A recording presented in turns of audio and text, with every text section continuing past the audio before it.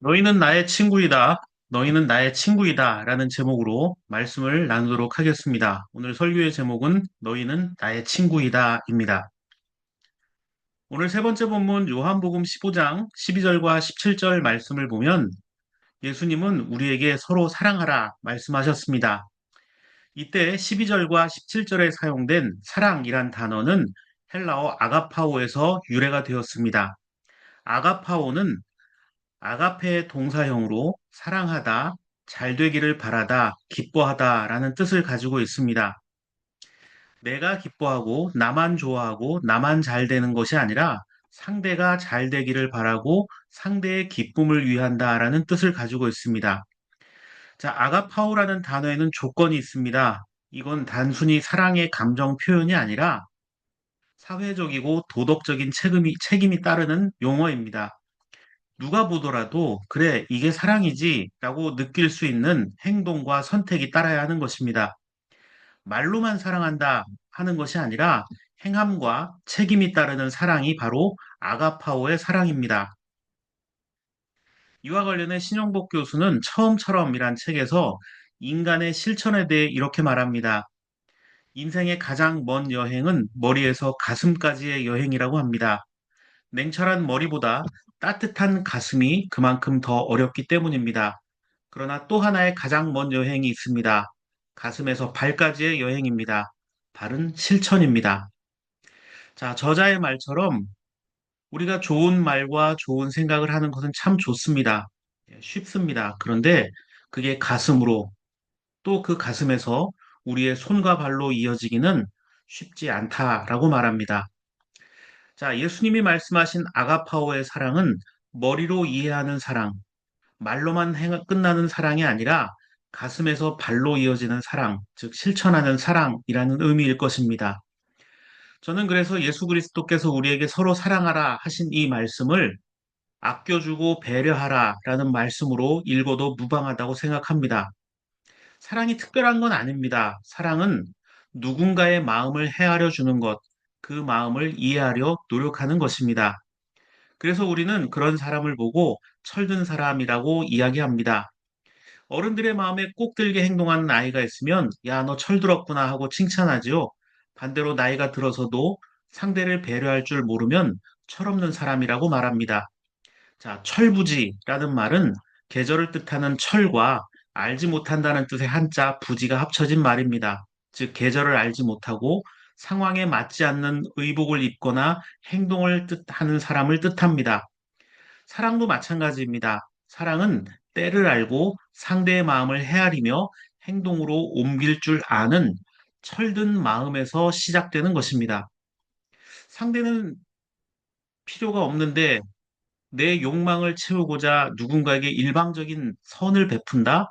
때로는 그것이 불편함이나 상대를 구속하는 것이 될 수도 있습니다.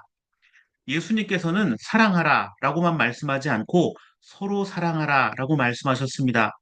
누군가를 배려하지 않는 사랑은 진정한 사랑이 될 수 없다는 뜻일 겁니다. 그래서 성숙한 사랑, 철든 사랑을 우리에게 주님은 요구하고 있는 것입니다. 이어령 교수의 뜻으로 읽는 한국어 사전을 보면 철은 영어의 계절, 시즌으로 번역할 수 있다고 합니다. 그런데 우리말의 철은 단순히 계절만 의미하는 것이 아니라고 합니다.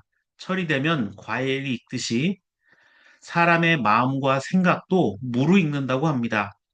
저자는 책에서 이런 말을 합니다. 사람은 두 개의 몸무게를 갖고 살아간다. 저울로 달 수 있는 무게와 마음으로 다는 시간의 무게이다. 그래서 마음이 풍부하고 인격이 있는 사람을 보고 무게가 있는 사람이라고 말하기도 한다. 라고 쓰고 있습니다. 네, 맞습니다. 아무리 오래 살았어도 그 마음 속에 누군가를 향한 배려의 마음, 타인을 생각할 줄 아는 그런 섬세한 마음이 없다면 그 사람을 철든 사람이라고 말할 수 없습니다. 자, 헤아림이 없는 사람, 오직 효율과 성장, 이기는 방법만을 위해 사는 것은 철없는 인생이고 또 그것이 문화로 형성된 것은 철없는 문명이다라고 저자는 비판하고 있습니다. 헤아릴 줄 모르는 사람이야말로 철없는 사람이고 결국 그것은 진정한 사랑이 되기 어렵다는 겁니다. 오늘 세 번째 본문 요한복음 15장 13절 14절을 보십시오. 사람이 자기 친구를 위하여 자기 목숨을 내놓는 것보다 더 큰 사랑은 없다.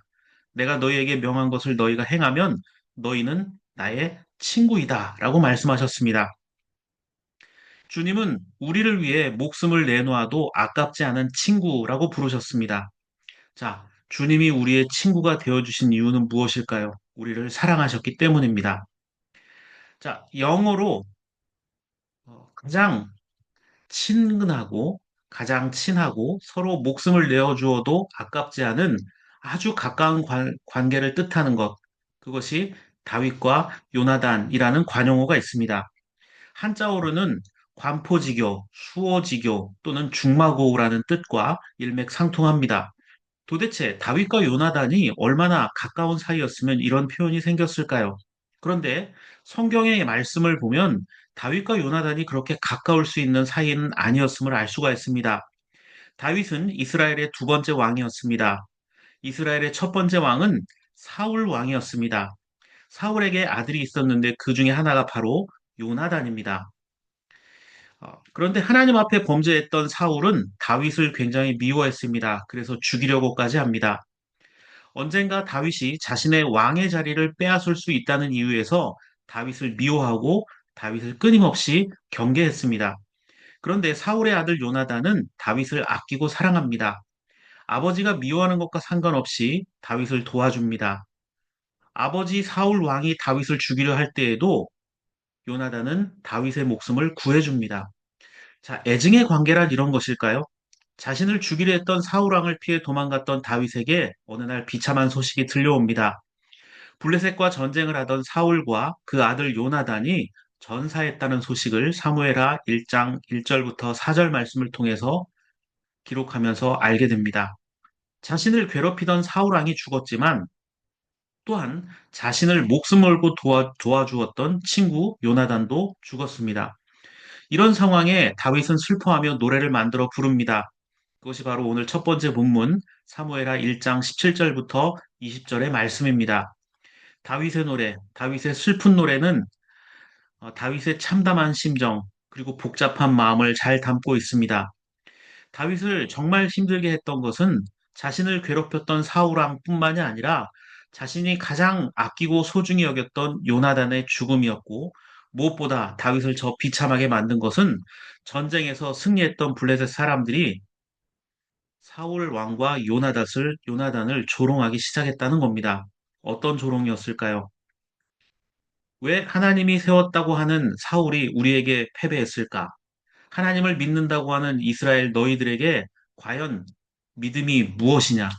하나님이 살아계시기는 한 것이냐라고 하나님을 조롱하기 시작했다는 겁니다. 그래서 다윗은 이렇게 노래합니다.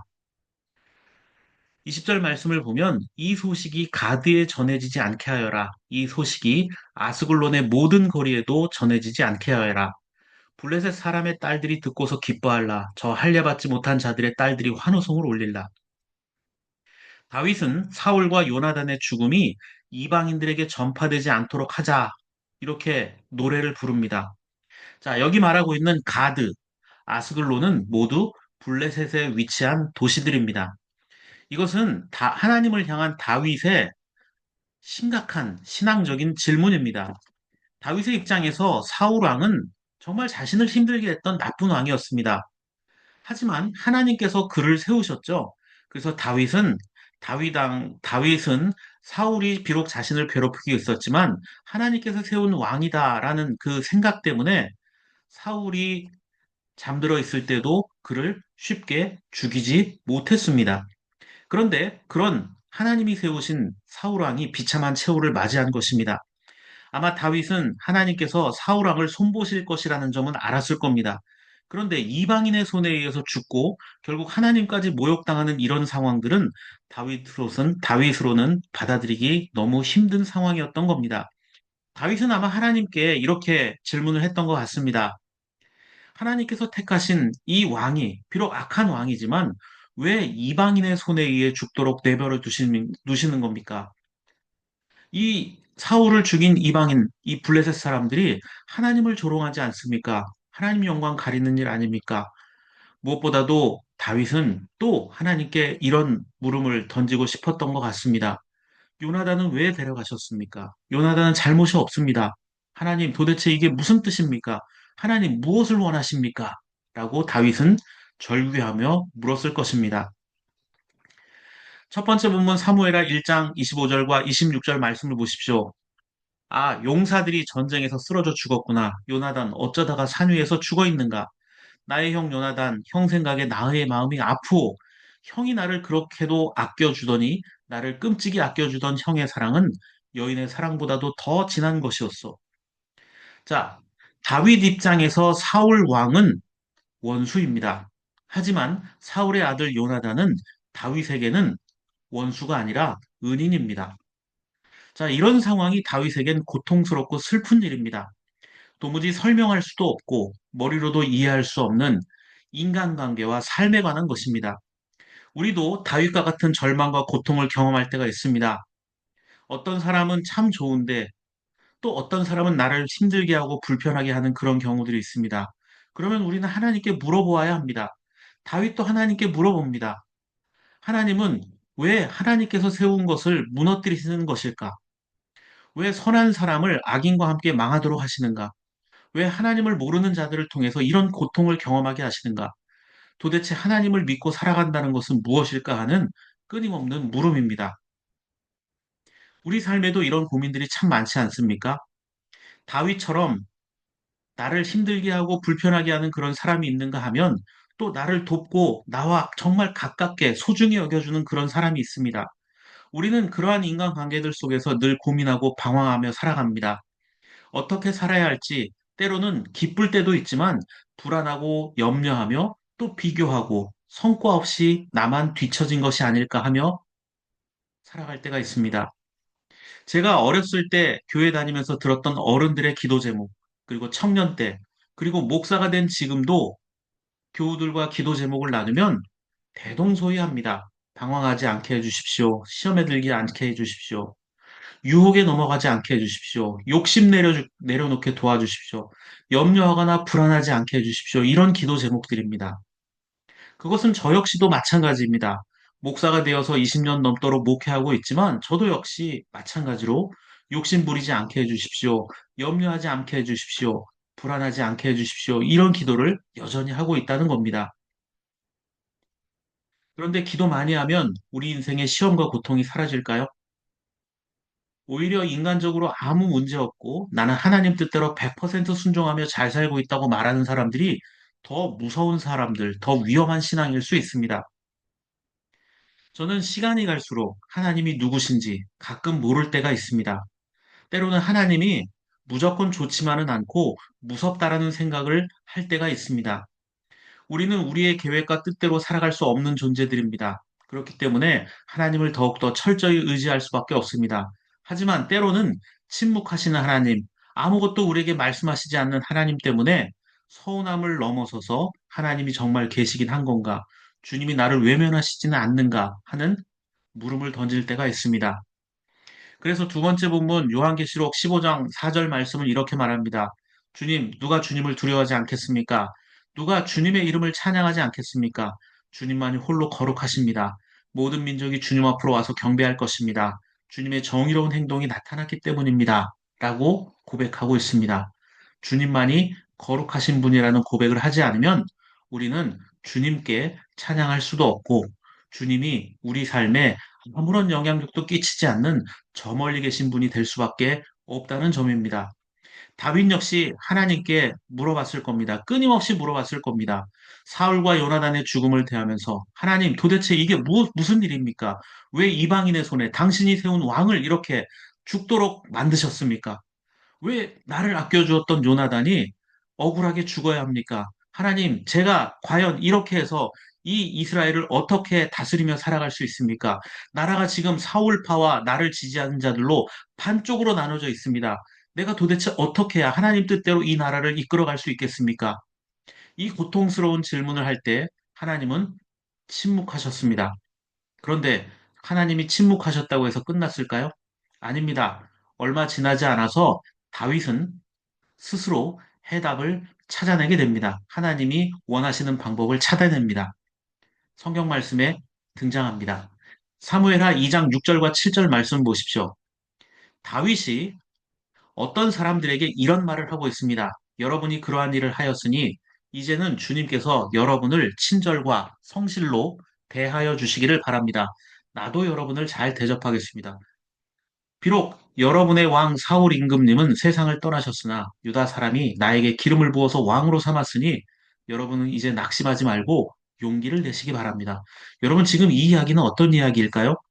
자, 여기서 여러분 이렇게 시작되고 있잖아요. 6절 말씀이 여기서 말하는 여러분은 길르앗 야베스 사람들을 뜻합니다.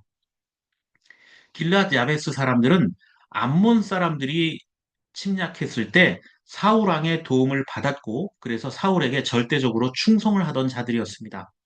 다윗 입장에서 길르앗 야베스 사람들은 정치적으로 자신에게 도움이 되지 않는 반대파입니다. 사울을 지지하는 파입니다. 또한 길르앗 야베스 사람들 입장에서는 자신들이 지지했던 사울 왕이 죽었고 자신들과는 전혀 다른 지파였던 유다 지파에 의해서 왕이 된 다윗이 달갑지 않았습니다. 무엇보다 정치적 보복이 있을지도 모른다라는 두려움을 갖는 게 당연합니다. 지금 내전이 일어날 수도 있는 이런 절박한 상황입니다. 실제로 내전이 일어나기도 합니다. 그런데 다윗은 사울 왕의 장례를 치르고 나서 도리어 길르앗 야베스 사람들에게 복을 빌어줍니다. 그리고 진심으로 그들에게 하나님의 사랑을 전합니다. 여러분이 사랑하던 사울 왕은 죽었고 이제 내가 왕이 되었다고 낙심하지 말라. 이렇게 이야기하고 있습니다. 다윗은 이미 하나님께서 무엇을 원하시는지를 잘 알고 있었다는 겁니다. 어떠한 정치적 보복도 하지 않겠다. 오히려 잘 대접해 드릴 테니 용기를 내지 마라. 다윗은 하나님의 마음을 품고 이런 사랑의 접근을 시도합니다. 그러나 안타깝게도 다윗은 남유다에서 7년 반 동안 왕을 했지만 그 기간 동안 내란이 일어나고 유다의 온전한 왕으로 지낼 수 없었습니다. 40년 통치 기간 동안 7년 반 동안은 남유다의 왕으로 유다의 왕으로 머물 수밖에 없었던 게 바로 다윗을 반대하던 자들에 의해서 사울 왕 이후에 나라가 둘로 갈리고 내전이 일어나기 때문입니다. 다윗은 그 내전 과정도 잘 처리를 하게 되죠. 하나님 앞에 절망했던 다윗, 이제 다시 하나님 앞에서 사랑하고 용서하고 함께 살아가는 것, 이것이 바로 하나님의 뜻이라는 것을 깨닫게 되었습니다. 그리고 그들을 주님처럼 친구로 삼아줍니다. 자, 진정한 지도자, 진정한 하나님의 사람은 용서할 줄 아는 사람, 품어줄 줄 아는 사람이라는 교훈을 얻게 됩니다. 다윗은 그것을 깨닫게 되었습니다. 고대 신학자 어거스틴이 말했다고도 하고요. 이걸 미국의 복음 전도자 무디가 인용했다고도 하는 이야기인데요. 모든 것이 하나님께 달린 것처럼 기도하고 모든 것이 당신에게 달린 것처럼 일하라는 격언이 있습니다. 자, 모든 것이 하나님께 달린 것처럼 주님만이 우리를 책임져 주셔야 합니다.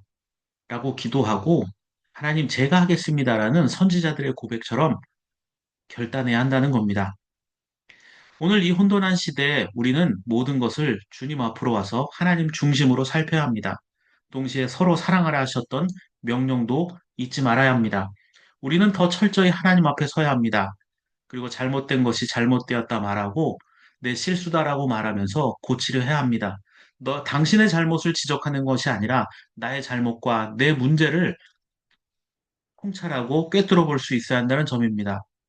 어려운 시기일수록 믿음의 사람들은 나에게 선물처럼 주어진 내 이웃과 주변 사람들을 더 아끼고 헤아려 주는 삶을 살아야 합니다. 사랑은 일방적으로 베풀어지는 것이 아닙니다.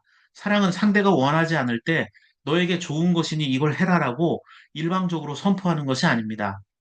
예수님께서 하셨던 것처럼 상대의 입장이 되어서 낮아지고 다윗이 했던 것처럼 아가파오의 사랑을 가지고 접근하는 것이 되어야 합니다. 내가 진정으로 잘 됐으면 좋겠다. 당신을 이해한다는 접근입니다.